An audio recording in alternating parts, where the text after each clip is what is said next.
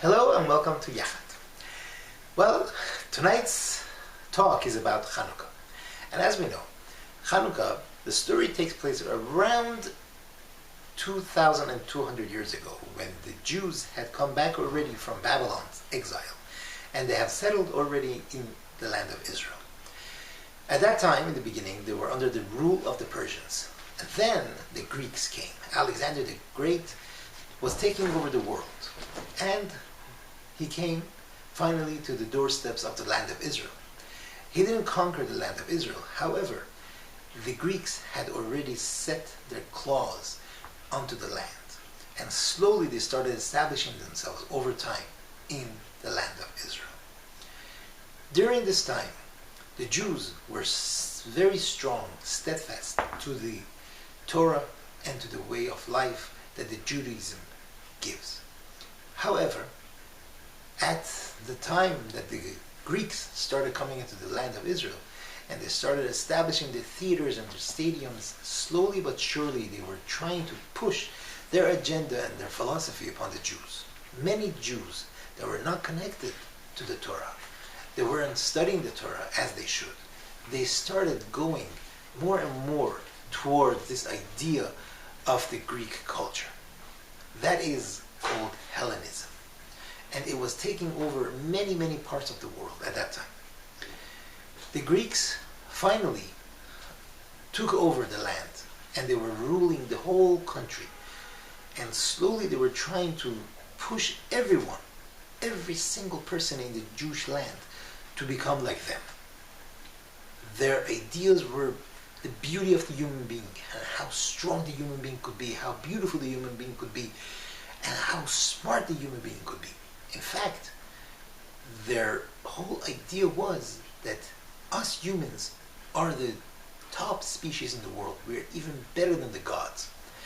For this purpose, they made idols, many different idols, whom they would not necessarily worship.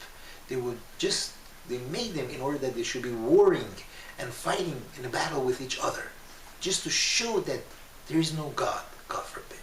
The idea was that the pleasures of this world is the end in itself, and this is how a human being should live and strive to be. Well, the Jewish idea was not so. The Jewish idea was that, yes, we are the ultimate species. We are the people that could become close to God. However, there's God, there is divinity, and God is the one that tells us what to do. We have an authority that we are supposed to answer back to and listen to. Well, what can I tell you?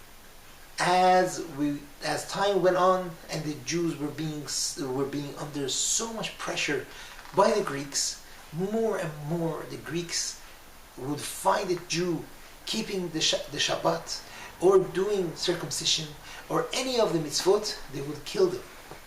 Many Jews ran away to different places to be able to perform the mitzvot, and they would be hunted down and they would be killed by the Greeks. The idea was that they wanted to take away Judaism from the Jews. They didn't want to kill the Jews per se. If a person would go to their side, they would accept him with an open arm. And as we know, the Greeks went into the temple and they made it contaminated, so to speak. The question is, why did they contaminate it? Why didn't they destroy it like all the other enemies would do at that period? The answer to that is, they weren't after the destruction. They were after making everything contaminated. Making everything contaminated to show there is no sanctity, there is no divinity. It's all about pleasure. So therefore, just do whatever you like. Okay? So now, once that was happening, then is when the Jews stood up. There was a Hashmonai family, Matityahu was at the head of the family, and he decided, no, we will not stand for this. We're going to go ahead and fight. We're going to fight the enemy, and we're going to eradicate the land of Israel from this contamination that they're bringing with them. So 2,152 years ago, that revolt began. and they started fighting and fighting the enemy, the weak against the mighty, the few against the many, the holy and the pure against the contaminated, and those who were studying the Torah against those who were against the Torah. And God stood by us, and miracle after miracle, different campaigns, different wars, different battles, they started winning and winning and winning. And did we get rid of the Greeks, and they left the land of Israel. Okay? When the Jews came to the Holy Temple and they saw that the temple, there's an idol there and everything is contaminated, as we said, they said, what are we going to do? How are we going to do this? They decided to light the candle. All they found was a tiny amount of oil. And they said, you know what? Hashem made a miracle for us. He saved us. We're going to do what Hashem wants us to do. We're going to do the mitzvah and light a candle. But wait a minute, that's not enough oil to last. No matter. We will do the mitzvah that Hashem wants us to do. And they lit the candles, and lo and behold, those candles stayed lit for 8 days. What did God do? He showed us time and again, through the war, through the battle, and through the light. 2 different things.